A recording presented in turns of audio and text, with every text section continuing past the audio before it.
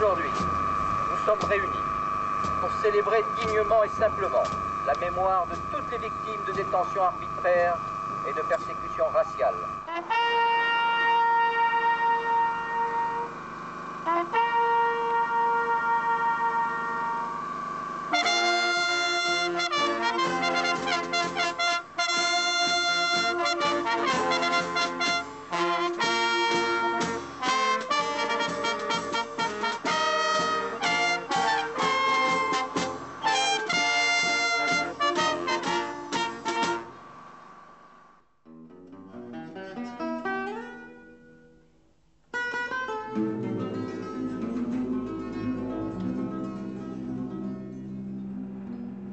J'habite à 40 km de Montreuil-Bellay, un joli village d'Anjou, riche d'un passé féodal qui attire les touristes.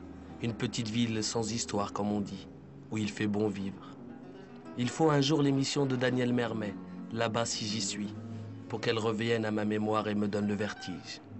J'apprends de la voix de Mermet qu'entre 1941 et 1945, il y a eu un camp de concentration à Montreuil-Bellay. Mon entourage est ignorant et la bibliothèque aussi muette qu'une tombe. J'ai toujours cru que les camps c'était en Pologne, en Allemagne, ailleurs en tout cas, bien plus loin que ces quelques kilomètres qui me séparent de Montreuil-Bellay. Aussi je veux savoir qui a-t-on enfermé, sous quel prétexte et pourquoi cache-t-on l'existence de ce camp. Ancien instituteur, Jacques Sigaud est devenu historien local. Il est le premier à évoquer ce camp dans un livre, Ces barbelés oubliés par l'histoire. Alors j'ai toujours aimé chercher, fouiner un peu partout, et sur ce terrain, je savais qu'il y avait des pierres, de magnifiques pierres fossiles qu'on appelle les ammonites, et je cherchais ces ammonites, et par hasard, j'ai trouvé le camp. Et c'est autour de ce camp que j'ai découvert les autres internés, cette histoire complète, qui est assez représentative